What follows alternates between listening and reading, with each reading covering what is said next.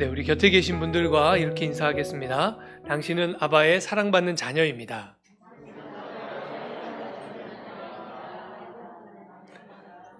네, 한 번 더 인사하겠습니다. 당신은 아바의 기쁨입니다.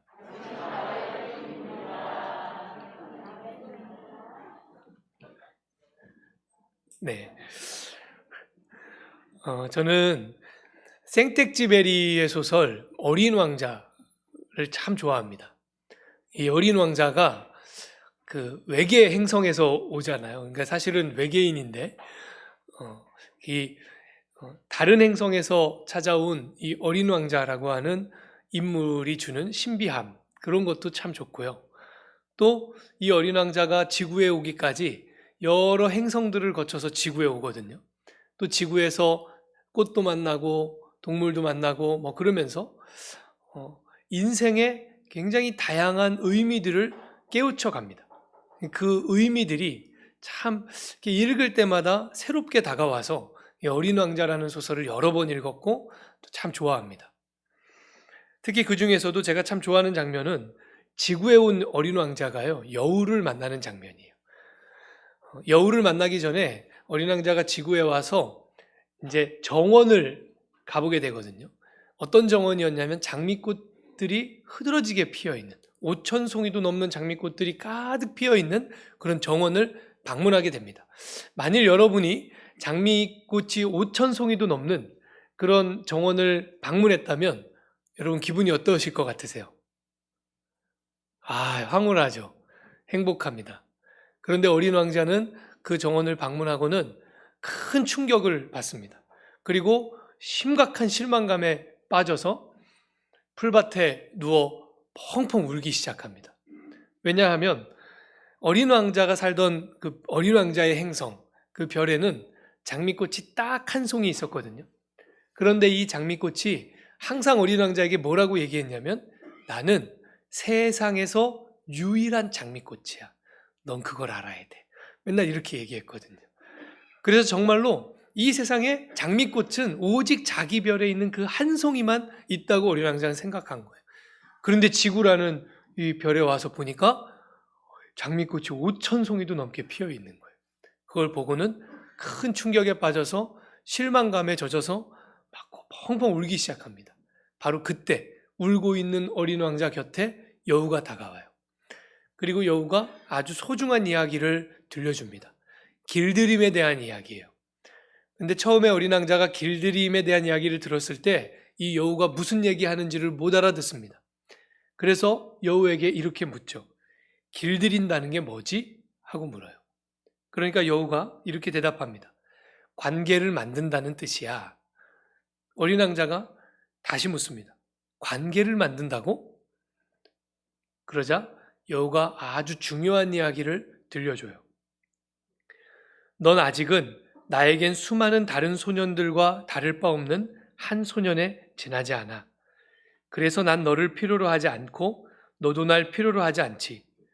난 너에겐 수많은 다른 여우와 똑같은 한 마리 여우에 지나지 않아. 하지만 네가 나를 길들인다면 난 너에게 이 세상에 오직 하나밖에 없는 존재가 될 거야. 그래서 길들인다는 것이 무엇인가 하는 것을 알려주는 장면이에요. 이 여우의 말을 듣고 어린 왕자가 문득 자기 별에 있는 그 장미꽃을 떠올립니다. 그리고 내가 그렇게 정성 들여서 가꾸어주고 소중하게 보살펴 주었던 그 장미꽃이 소중한 이유는 세상의 유일한 장미꽃이기 때문이 아니라 나와 그 장미꽃이 서로 길들여져 있는 관계이기 때문에 내 장미꽃은 나에게 소중한 것이구나 하는 사실을 어린 왕자가 깨닫게 돼요. 이 대목을 가만히 읽고 있으면 절로 시 한 구절이 생각이 납니다. 여러분이 다 아실 법한 시예요. 김춘수 시인의 꽃이라는 시입니다. 내가 그의 이름을 불러주기 전에는 그는 다만 하나의 몸짓에 불과하지 않았다. 내가 그의 이름을 불러주었을 때 그는 나에게로 와서 꽃이 되었다. 이내 여우가 어린 왕자에게 이렇게 부탁을 합니다. 나를 길들여줘. 그러면서 길들이는 방법을 알려줘요. 아무 말도 하지 말고 인내하면서 천천히 조금씩 나에게 다가오면 돼. 그렇게 말해요. 그런 다음에 제가 이 소설에서 제일 좋아하는 문장이 나와요. 제가 한번 읽어드리겠습니다.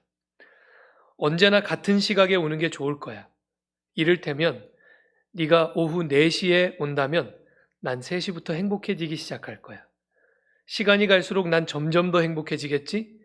4시에는 흥분해서 안절부절 못할 거야. 그래서 행복이 얼마나 값진 것인가 알게 되겠지. 아무 때나 오면 몇 시에 마음을 곱게 단장해야 하는지 모르잖아. 여우가 어린 왕자에게 소중한 것을 알려주는데 그것은 다름 아닌 사랑이죠. 여러분, 사랑이라는 게 뭡니까? 처음 만나서 막 불꽃이 튀고 전기가 찌릿찌릿 오는 거. 그럼 그것도 사랑이죠. 그런데 이 사랑이라는 전체 긴 여정 속에 이 처음 만나 막 불꽃이 튀고 전기가 오고 그런 부분은 정말 그 시작점에 있는 한 부분에 지나지 않습니다.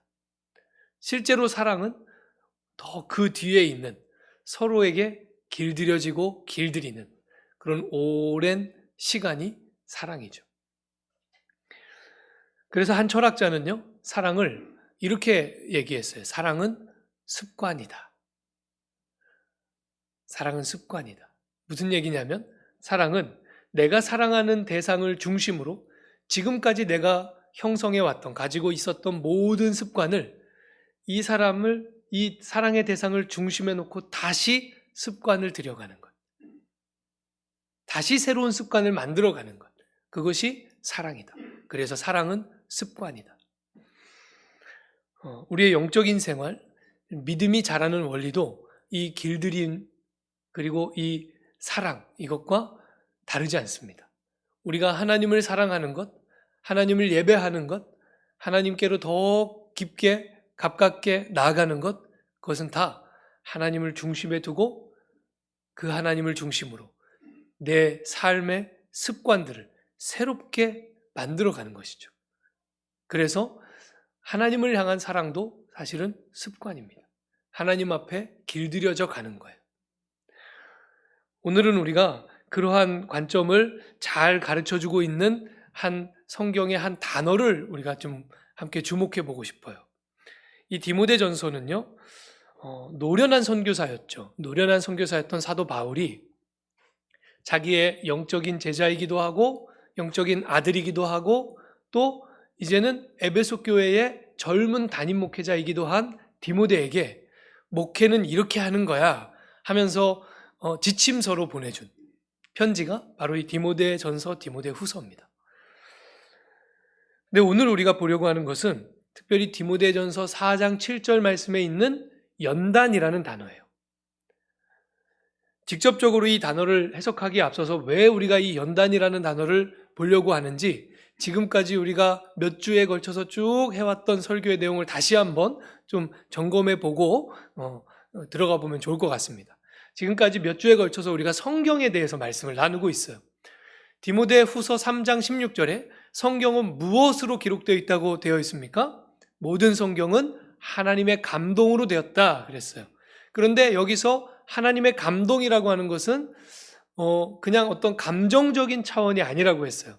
그래서 성경을 통해서 하나님의 감동을 받는다 하는 것은 사실 그 원어적 의미를 추적해 보면 이 성경을 통해서 내가 어떤 감정적으로 뜨거워지거나 감정적으로 감동을 받거나 이런 차원의 문제가 아니라 성경의 말씀을 통해서 창세기 2장 7절에 나오는 그 하나님의 생기를 공급받는 일, 그것이 하나님의 감동을 받는 것이다. 그렇게 우리가 함께 말씀을 나눴습니다. 여러분, 이 하나님의 생기를 공급받는 것, 이것이 끊어지면 어떻게 된다고 그랬습니까? 우리의 영이 죽는다고 그랬습니다. 그래서 하나님은 끊임없이 창세기 2장 7절의 말씀을 보면 하나님은 계속해서 생기를 불어넣고 계시다고 표현되어 있다고 그랬죠. 지금도 하나님은 우리에게 생기를 공급하십니다. 특별히 하나님의 말씀을 통해서 우리는 하나님의 생기를 공급받는 것입니다. 이것이 끊어지면 우리 큰일 납니다. 그럼 그때부터 영이 죽습니다. 그리고 구체적으로 그럼 하나님의 감동을 받는다 하는 것이 뭐라고 했습니까? 디모데후서 3장 16절에 교훈과 책망과 바르게 함과 의로 교육하는 것, 이것이 하나님의 감동을 받는 것이다 그랬어요. 마지막에 나오는 의로 교육하는 것은 훈련의 개념이라고 그랬어요. 그래서 이 의로 교육하는 것이 오늘 디모데전서 4장 7절에 연단이라는 단어와 서로 연결되어 있습니다. 자, 그럼 이 연단이라는 단어가 무슨 뜻인가를 우리가 좀 봐야 되는데, 신약 성경에는 이 연단이라는 단어가 총 10번 사용됐습니다. 신약 성경 전체를 검색해 보면 연단이라는 단어 총 10번 나와요. 그런데 우리말 성경으로는 다 연단이라고 번역되어 있지만 실제로 그 연단이라고 번역된 각각의 본문들을 원어로 보면 4개의 각각 다른 단어예요. 그래서 우리말로는 다 연단이라고 번역했는데 실제로는 4개의 단어입니다. 서로 다른 단어예요. 그리고 이 4개 중에 3 단어는요, 비슷한 의미를 가지고 있어요. 어떤 의미냐면 환난을 만나서, 시련을 만나서 단단해진다 하는 의미의 연단. 그 대표적인 예가 로마서 5장 3절 4절에 나오죠. 환난은 인내를, 인내는 연단을, 연단은 소망을 할 때 연단. 그러니까 환난을 만나서 단단해지는 그 연단의 개념이 이 4 단어 중에 3개의 단어가 다 그런 뜻이에요. 그런데 유독 한 단어는 전혀 다른 의미를 가지고 있어요. 그리고 그 단어가 어디에 나오냐? 바로 오늘 디모데전서 4장 7절에 나옵니다.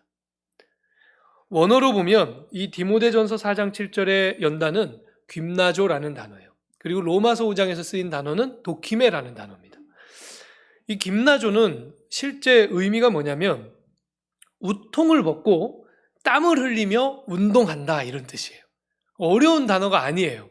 그래서 우리에게 사실은 굉장히 익숙한 단어입니다. 그래서 그나조에서 이제 나온 영어 단어들이 뭐가 있냐면요, 우리가 영어로 체육관을 영어로 김네이지움이라고 하거든요. 김네이지움이라고 하는데 이게 그나조에서 나온 단어예요. 발음이 비슷하죠.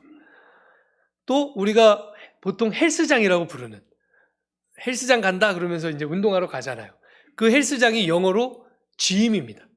이것도 그나조에서 나온 단어예요. 그러니까 그나조라는 단어는 무슨 대단한 단어가 아니고 우리가 생활에서 흔하게 사용하는 단어입니다. 그래서 이 실제로 디모데전서 4장 7절에 그나조를 영어 성경에서는 트레이닝이라고 번역했어요. 운동한다, 훈련한다, 연습한다, 이런 의미입니다. 여러분, 운동을 잘 하려면 어떻게 해야 됩니까? 운동을 잘 하려면 물론 타고난 운동 감각이 있는 분들이 있죠. 이런 분들은 조금만 연습해도 금방 따라서 하고 금방 잘합니다. 그런데 아무리 타고난 감각이 있다고 해도 운동은 훈련하지 않고 연습하지 않고는 절대로 실력이 생기지 않죠. 여러분, 아무리 김연아라고 해도 그냥 발에다가 스케이트 탁 신겨놓으면 막 트리플 악셀 막 합니까? 아니거든요. 여러분, 김연아 훈련하는 영상 다 아마 텔레비로 보셨을 거예요. 부지기수로 넘어지고 또 넘어지고 또 넘어지면서 계속해서 반복 훈련해서 만들어낸 결과예요. 그러니까 아무리 김연아래도 운동을 잘하려면 방법은 하나밖에 없습니다. 반복 훈련하는 것밖에 없어요. 저는 운동을 사실 잘 못합니다. 그리고 그렇게 운동을 또 좋아하지도 않아요. 그런데 그래도 잘하는 운동 하나는 있었으면 좋겠다 하는 마음이 들어서 한 5, 6년 전에 어울림누리호 옆에 있는 수영장을 등록을 했어요. 내가 수영은 평생 할 수 있다고 누가 그래서 평생 운동 하나는 내가 만들어야지. 그래서 수영장에 갔습니다. 요즘은 코로나 때문에 잘 못 가지만 수영을 배우기 시작하고 나서 근 한 5년 동안은요, 거의 매일 새벽 기도 마치고 수영장 갔다가 출근하고 새벽 기도 마치고 수영장 갔다 출근하고 이런 생활을 한 5년 동안 했어요. 처음에 수영장 제가 들어갈 때 제 수준은요, 물에 뜨긴 뜨는데 어떻게 해야 뜨냐면 고개를 물속에 담그고 있어야 뜨는, 이건 누구나 할 수 있는 겁니다. 고개를 물에 푹 담그고 고개를 들면 몸이 가라앉아요. 그게 제 수준이었어요. 그러니까 뭐 앞으로 간다는 거는 뭐 상상도 할 수 없는 일이죠. 그래서 처음에 수영장에 등록하고 한 3, 4개월, 2, 3개월은 물을 얼마나 많이 마셨는지요. 수영장 갔다 오면 어떤 기분이 드냐면 수영장 락승물로 내 뱃속을 청소했다, 이런 기분으로 다녀오는 거예요. 한 3, 4개월 그렇게 다녔어요.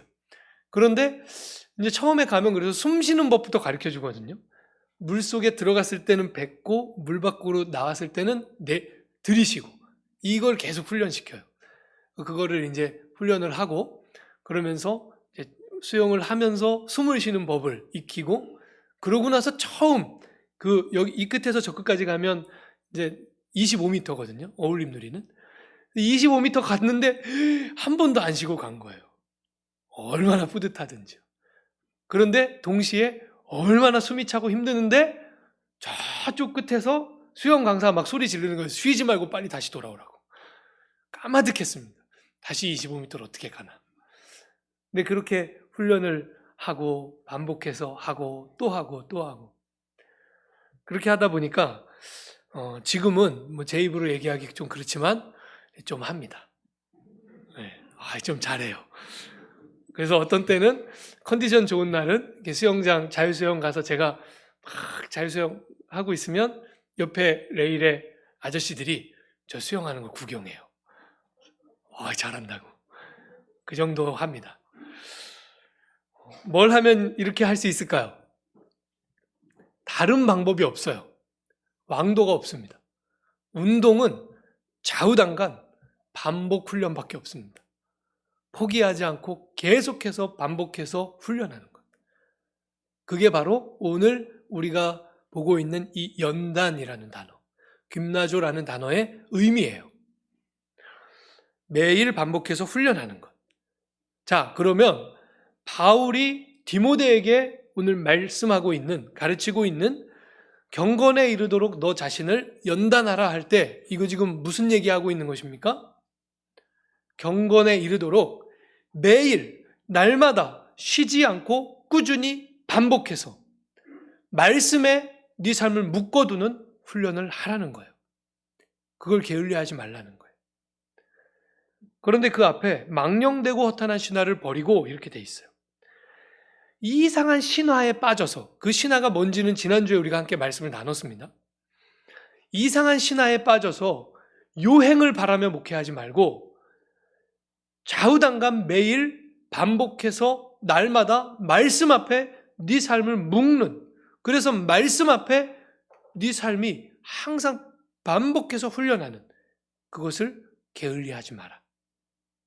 경건에 이르도록 너 자신을 연단해라.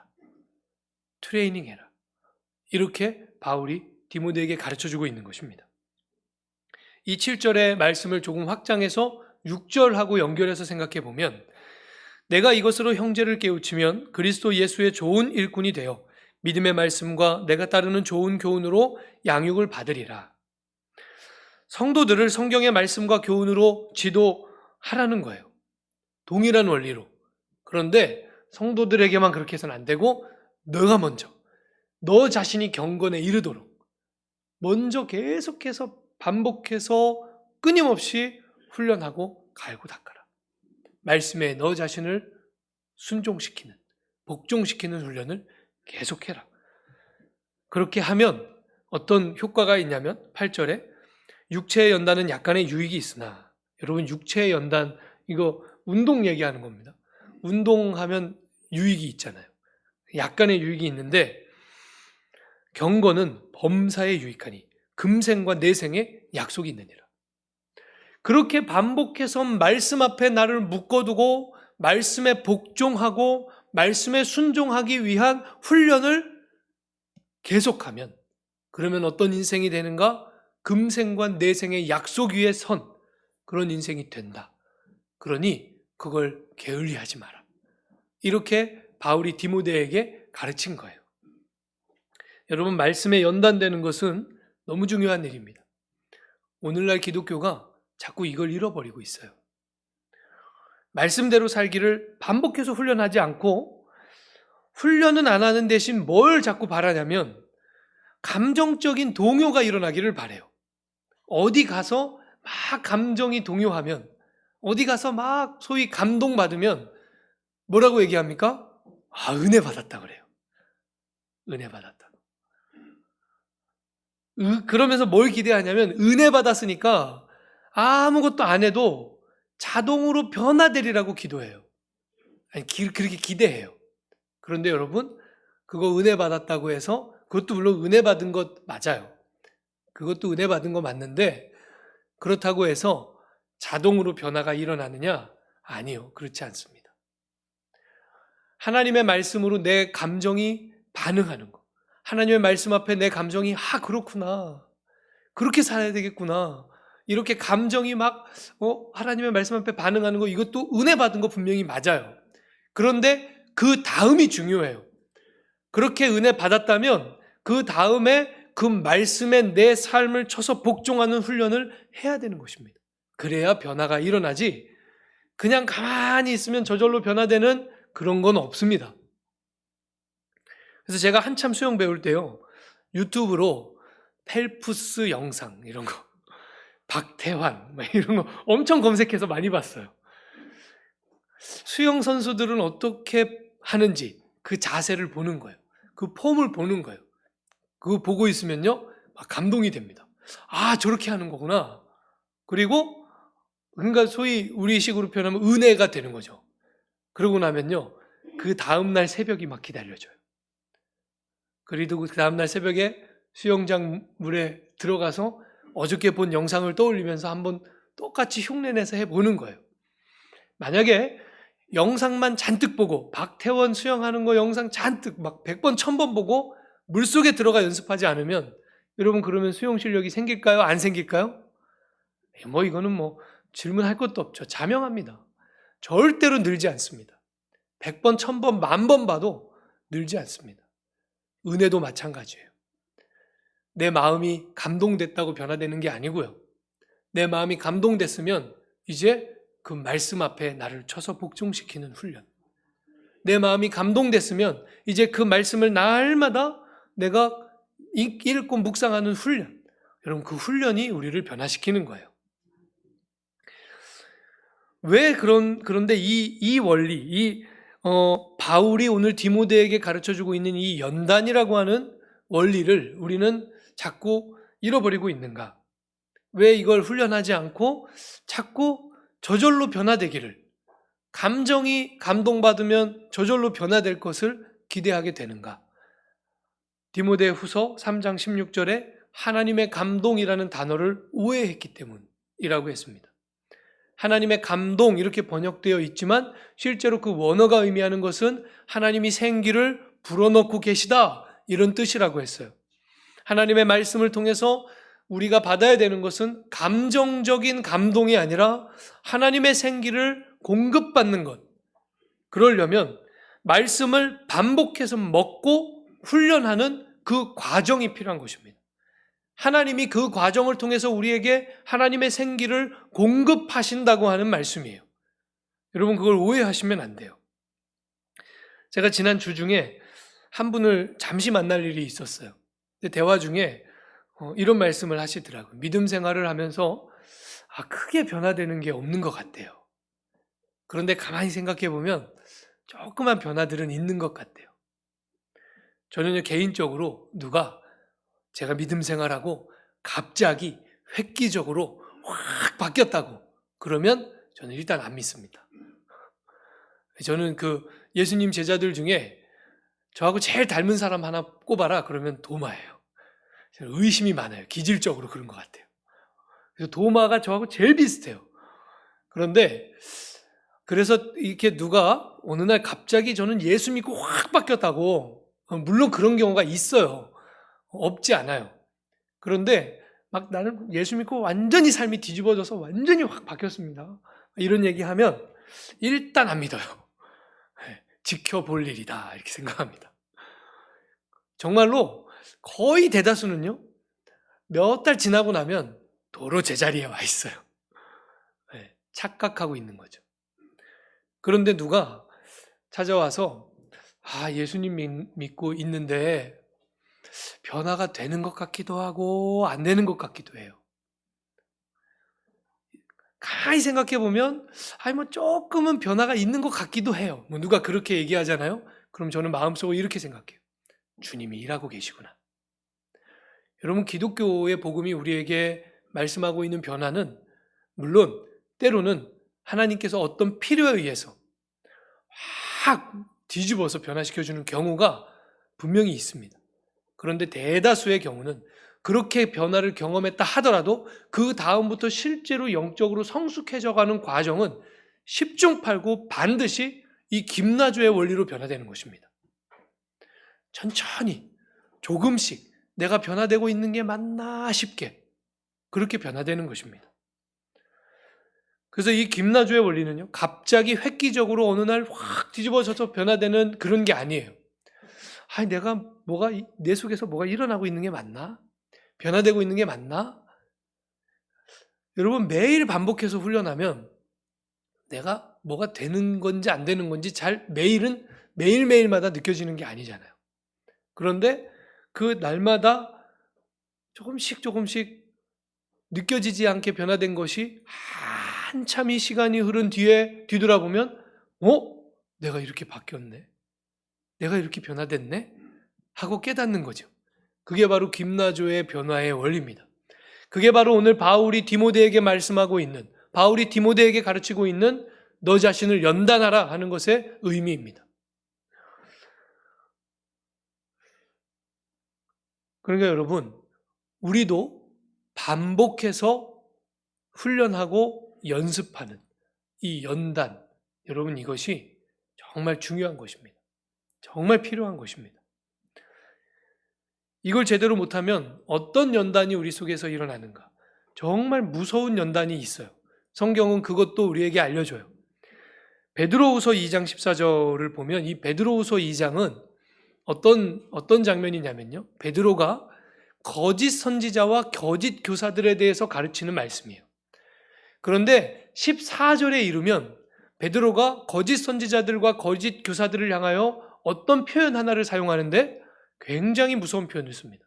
김나조라는 단어를 사용해서. 어떤 표현이냐면 탐욕에 연단된 마음을 가진 자들이라는 표현을 써요. 그냥 탐욕스러운 사람들 이렇게 표현하지 않고요. 탐욕에 연단된 마음을 가진 자들이라는 표현을 써요. 여러분, 이것은 되게 무서운 표현이에요. 우리가 좋은 것에만 연단되느냐? 그렇지 않다는 겁니다. 사실은 실상은 성경의 말씀과 진리를 연단하려면 쉬운가요? 어려운가요? 해보셨군요. 해보신 분들은 반드시 알게 되어 있습니다. 어렵습니다. 하나님의 말씀과 하나님의 복음의 진리로 내 삶을 연단하려고 하면 정말 어려워요. 하면 할수록 내가 얼마나 죄인인가를 깨달아요. 내 속에 있는 죄성이 얼마나 나를 꽉 붙잡고 있는지를 알게 돼요. 그래서 그걸 안 해본 사람은, 하나님의 말씀으로 내 삶을 연단하는 훈련을 안 해본 사람은 자기가 죄인인 걸 잘 몰라요. 그런데 그걸 하려고 하면 알게 돼요. 그래서 바울이요, 자기 자신을 향해서 나는 죄인 중에 괴수라고. 내 속에 두 개의 법이 있는데 한 법은 하나님의 말씀을 따르고자 하는 법이고 또 하나의 법, 죄의 법이 내 속에 있다고. 나를 끊임없이 죄의 법 아래로 끌어당긴다고. 그렇게 바울이 로마서 7장에서 고백하잖아요. 이 얘기는 뭐냐? 바울이 가르치기만 한 것이 아니라 스스로 하나님의 말씀으로 자기의 삶을 연단하고자 하는 끊임없는 훈련을 바울이 스스로 반복했다는 뜻입니다. 그래서 그가 내가 정말 죄인이구나 하는 걸 알았다는 얘기예요. 우리가 실상 이것을 훈련해 보면 하나님의 말씀을 내 삶에 연단해서 단련시키는 것, 그것은 너무너무 어려운데 굉장히 쉬운 연단 하나가 또 있어요. 어떤 거냐면 죄에 연단되는 것입니다. 오늘 베드로가 얘기하는 것처럼 탐욕에 연단되는 것, 이거 굉장히 쉽습니다. 훈련하지 않아도 돼요. 절로 연단이 돼요. 그냥 방치만 하면 돼요. 그래서 탐욕에 연단된 마음이라고 하는 것은 이런 뜻이에요. 탐욕이 생겼어요. 여러분 누구나 탐욕이 생길 수 있잖아요. 그런데 그 탐욕을 하나님의 말씀 앞에 쳐서 복종시키고 그렇게 하지 않고 그냥 방치해 두니 그 탐욕이 연단됐대요. 탐욕이 반복해서 내 삶에 훈련됐다는 거예요. 그래서 나중에는 탐욕이 자동으로 완전히 훈련되어서 눈 감고도 탐욕쟁이가 되더라는 거예요. 탐욕에 연단된 마음을 가진 자들. 여러분 그래서 이것은 굉장히 무서운 표현입니다. 성경은 그나조라는 단어를 이 두 곳에서 사용하고 있는데 하나는 하나님의 말씀 앞에 나를 쳐서 복종하는 훈련, 하나는 죄악의 탐욕에 연단되는 것. 여러분 어떻게 하면 우리가 탐욕에 연단되고 죄악에 연단되는 것이 아니라 하나님의 말씀에 연단된 삶, 하나님의 그 생기를 끊임없이 공급받는 그 원활한 공급 속에 사는 삶을 살 수 있을까요? 특별한 것을 기대하지 마십시오. 어디 가서 내 삶이 확 뒤집어지고 여러분 이것을 기대하지 마십시오. 물론 하나님의 말씀을 펴서 읽을 때 이 말씀이 어느 날은 나에게 정말로 주옥과 같이 다가올 때가 있죠. 꿀송이처럼 다가올 때가 있죠. 그래서 이 말씀 앞에서 막 펑펑 울기도 하고 그런 은혜가 임할 때가 있습니다. 그런데 매일 말씀을 묵상해 보신 분들은 알 거예요. 매일 그렇지 않습니다. 저는 그래서 동일한 원리로 아까 말씀드린 것처럼 누가 자기는 말씀을 펴서 읽을 때마다 막 자기에게 주시는 말씀이 막 이렇게 떠서 올라온다고. 그래갖고 막 읽을 때마다 막 너무 은혜가 되고 막 그런다고 그러면 저는 일단 뭐 한다고요? 안 믿어요. 저는 그런 얘기 잘 안 믿어요. 의심합니다. 과연 그럴까? 네, 착각은 아닐까? 이렇게 생각합니다. 여러분 확실한 것은 무엇이냐면 매일 반복해서 나에게 그것이 감동으로 오든 안 오든 막 읽을 때마다 나에게 막 감동이 되든 안 되든 매일 반복해서 하나님의 말씀을 먹는 훈련, 여러분 그것이 하나님의 생기를 공급받으며 사는 가장 확실한 비결입니다. 과거에 어떤 분이 이렇게 그 티켓을 하나 주셨는데 어떤 티켓이었냐면 호텔 뷔페 식사권 2명 갈 수 있는. 저는 4명 갈 수 있는 거보다 2명 갈 수 있는 거 주신 게 너무 좋았어요. 은우한테 미안하지만 네. 그래갖고 애들 학교 보내놓고 아내하고 둘이 가봤잖아요. 처음으로 호텔 뷔페를 가봤습니다. 그 분위기와 그 쫙 차려져 있는 음식들과 서비스와 정말 감동이 파도처럼 밀려오더라고요. 벌써 딱 들어가는 순간부터 이미 막 감동이 막 밀려오는 거예요.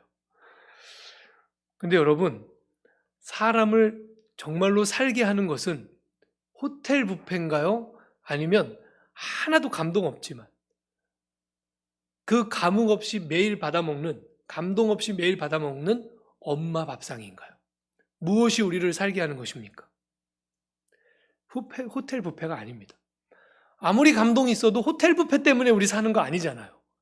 하나도 감동 없지만 심지어는 감동이 뭡니까? 반찬 타박하고 뭐 밥이 질래 어쩌네 국이 짜네 그러면서 먹잖아요. 우리 엄마 밥상 하나도 감동 없잖아요. 그런데 우리를 살리는 힘은 바로 그 감동 없는 엄마 밥상에 있는 것입니다. 우리 그거 먹고 지금까지 산 겁니다. 호텔 뷔페 같은 은혜를 기대하지 마십시오. 물론 그것도 기대하십시오. 가끔은 그런 은혜가 우리에게 필요하죠. 가끔은 막 마음이 너무 감동이 되는 것, 이런 거 우리에게 너무 필요하죠.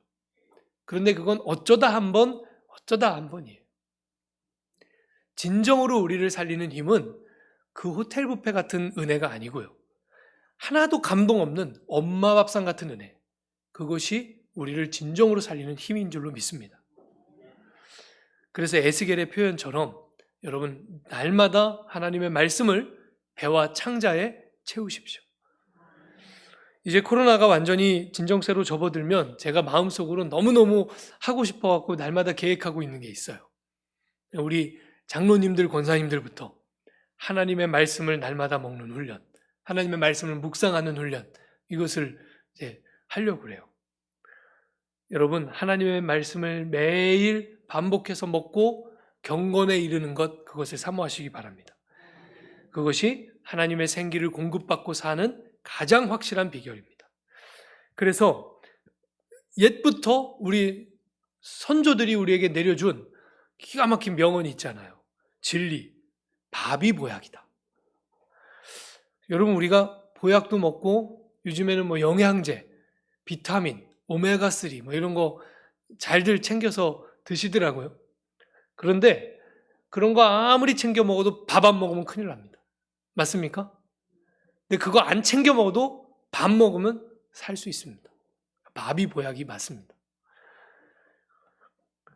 우리를 정말 경건에 이르게 만드는 것, 우리가 정말로 훈련해야 하는 것, 그래서 날마다 하나님의 말씀을 먹는 훈련을 해야 됩니다.